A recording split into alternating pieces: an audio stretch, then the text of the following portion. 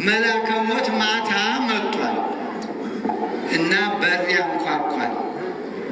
ማነህ ብለዋል። እኔ ነኝ። ማነህ? እኔ።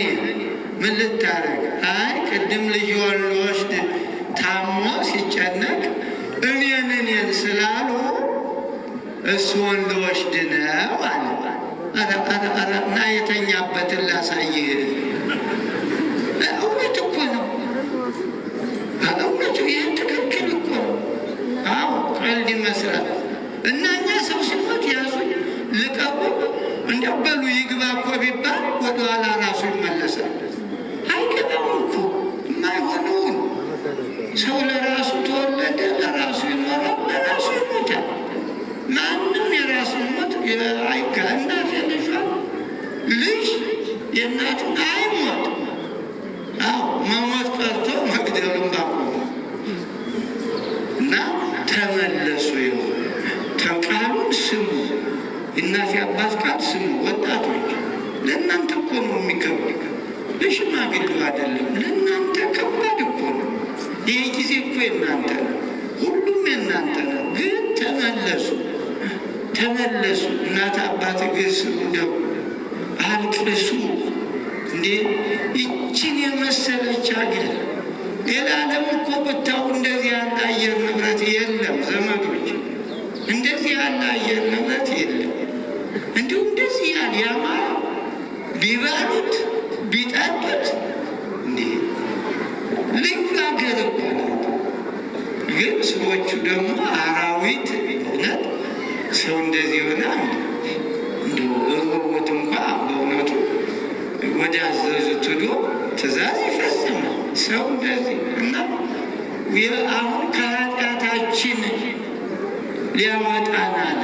እሱ ማነው? መድኃኒዓለም የዛሬው በመስቀል የተሰቀለው በሌላ አልተሰቀለም። በስጋው በመስቀል ተሰቀለ አለ። እንዘ ይትቀልወ ይጻአለ ሲሰዱት አልተሳደበ። ወእንዘ ያሃምሙ ተቀየመ። መከራ ሲያሳ አልተቀየመ። አላ አድዋ ጽድቀ ለዘይኮንን እውነቱን ለሚፈርድ ለአባቱ ይቅር በላቸው አለ። ይቅር በላቸው። ዛሬ ይሄ ነው። ዛሬ የተመጣ ነው። ይቅር በላቸው ልንል ነው። አዎ እገሌ እንዲያደረገ እገሌ እንዲያደረገ ዛሬ እገሌ የሚባል ጥቂት ሰው ሲሆን ነው። ሁሉም በድሏል። ሁሉም እኮ ነው። ለዚህ ጸሎት ነው መፍትሄ።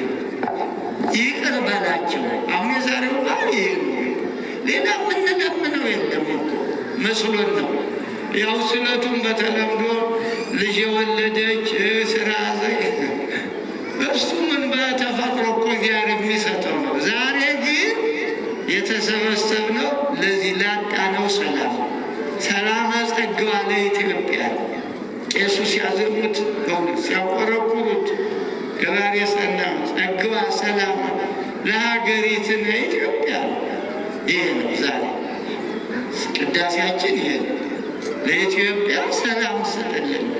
ኢትዮጵያ ሰላም ካልሆነች የአንድ ቀበሌ ሰላም የትኛውስ ቀበሌ ሰላም አለው? አለው እንዲ ኧረ የለው፣ ምንም የለው። አዎ እና ዘመዶች ዛሬ የሰላም ቀን ነው። ዛሬ የይቅርታ ቀን ነው። ዛሬ ኃጢአታችን እርግፍ ብሎ ነፃ የወጣ ነበር። ከግብፅ የወጣ ነበር የነፃነት በዓል። እመቤታችን አሁንም ትንከራተታለች። ግብፅ ለግብፅ ነይ ያለ ደራሲ ነይ እመቤቴ ወደ ሀገርሽ ወደ ገሊላ ወደ እናት ወደ አባትሽ ሀገር ኑ በሏቸው። ሌሎች የተሰደዱት ጸልዩላቸው። ኑ ወደ ሀገራችሁ በሏቸው።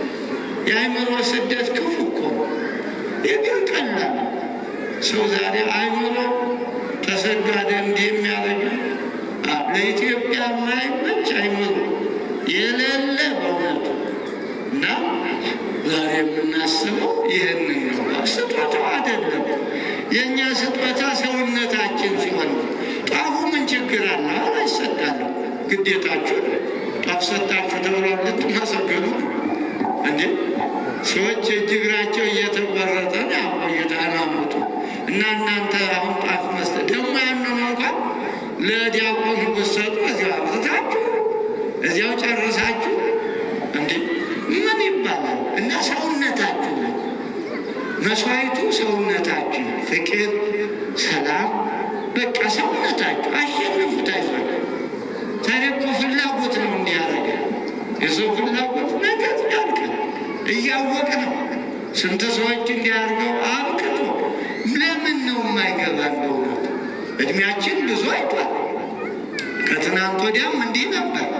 ያ መጣ ምንድን ነው ሰው እንዲሄድ የነቆረ